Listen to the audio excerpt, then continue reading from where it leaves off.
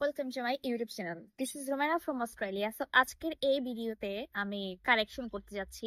Last time আমি একটা video বানিয়েছিলাম, সেই ভিডিওতে আনফরচুনেটলি আমি একটা রং ইনফরমেশন দিয়েছিলাম, যার কারণে আমি ভিডিওটা ডিলিট করে দিয়েছিলাম। সো সেটা কারেকশন করার জন্য আজকের এই ভিডিওটা, এবং এটা খুবই ইনফরমেটিভ হতে চলেছে এবং অনেক দিন ধরে আপনারা এই ভিডিওটার জন্য ওয়েট করছিলেন। সো কথা না বাড়িয়ে let's get started today's video.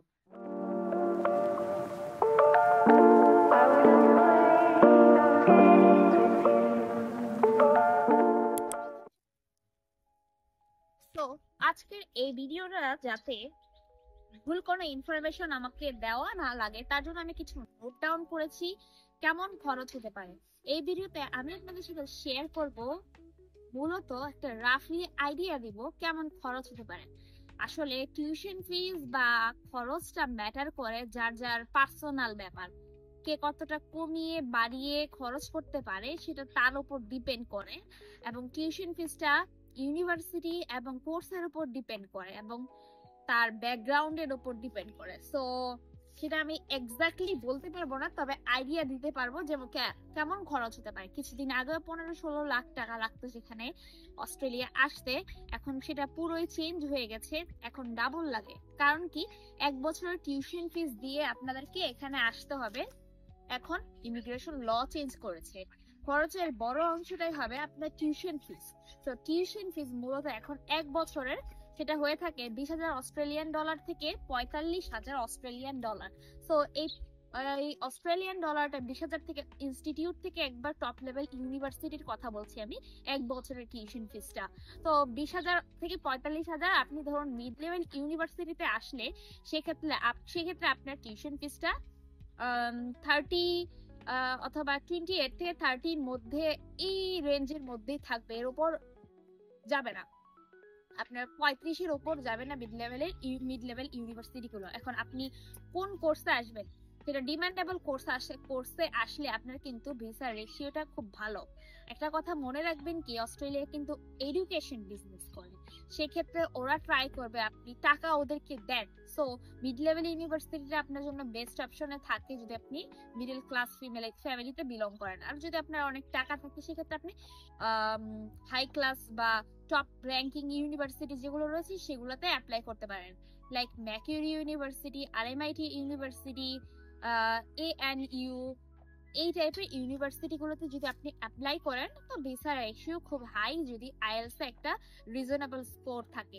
ব্যাচেলারদের জন্য আপনার হচ্ছে 6.5 বা 7 এরকম থাকলে আপনার জন্য বেস্ট অপশন হয়। কিছুদিন আগেও যেখানে সব ইউনিভার্সিটি গুলো আপনার এখন চেঞ্জ হয়েছে, মোস্ট অফ দ্য ইউনিভার্সিটি গুলো কিন্তু এখন নো ব্যান্ড লেস দেন 6 এর নিচে কিন্তু ওরা অ্যাকসেপ্ট করে না। কিছু কিছু ইউনিভার্সিটি হয়তো অ্যাকসেপ্ট করে।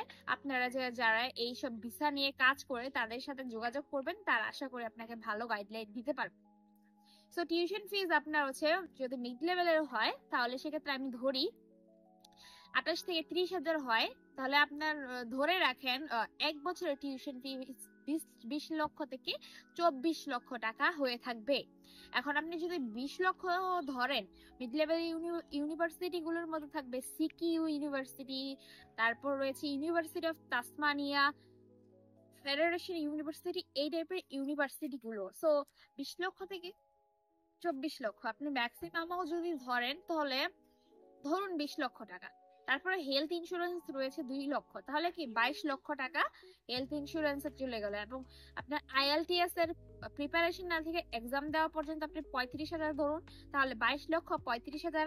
এবং শপিং কস্টে যদি আপনি 1 লক্ষ ধরেন তাহলে 23 লক্ষ 35,000 যাবে। দেন ফ্লাইট কস্টে যাবে হচ্ছে আরো 1 লাখ টাকা, তাহলে 24 লক্ষ 35,000।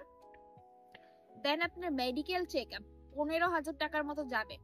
ভিসা অ্যাপ্লাই করার আগে যে মেডিকেল চেক আপটা হয় সেটা হচ্ছে 15-র মতো যায়। তাহলে 24 লক্ষ 35 আর 15 কত হবে, 24 লক্ষ 50,000। এবং আপনার ভিসা ফি 50,000 টাকার মতো যদি ধরেন, আমি ধরলাম একটা, তো আপনার সাধারণত 60 থেকে 70,000 টাকা হয়ে থাকে।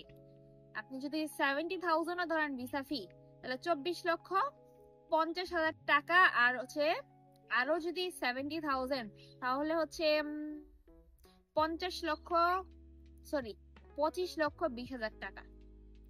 25,20,000 টাকা হচ্ছে আপনার ভিসা ফি সহ, এবং ডকুমেন্টস লাইক এফডিআর, স্পন্সর কে, এই টাইপের ডকুমেন্ট যদি আপনি লয়ার্স দিয়ে বানাতে চান, সেক্ষেত্রে আপনার আরো ধরে রাখেন 30,000 থেকে 50,000 টাকার মতো। তাহলে আরো 50,000 টাকা গেলে তাহলে কত?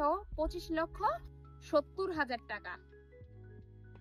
25,70,000 টাকা আপনার হচ্ছে সব টোটালি খরচ হবে। এবং আপনি যদি কিছু ব্যাকআপ আনতে চান, অর্থাৎ আপনি এখানে যে আসবেন, কার বাসায় উঠবেন, কি খাবেন দাবেন, এক মাসে আপনার আদৌ আপনার জব অ্যারেঞ্জ করতে পারবেন কিনা, সবকিছু মিলিয়ে আপনি যদি 3 লক্ষ টাকার মতো বাজেট নিয়ে আসতে পারেন, সেক্ষেত্রে আপনার জন্য ভালো। আমি এনেছিলাম 2.5 লক্ষ টাকার মতো ক্যাশ। তো আপনি 3 লক্ষ টাকা ধরে রাখলে আপনার ধরেন কত হবে? 28,70,000 টাকা টোটাল। আপনি যদি 30 লক্ষ টাকার মতো বাজেট ধরে রাখেন, অস্ট্রেলিয়া আপনার জন্য বেস্ট অপশন হতে পারে।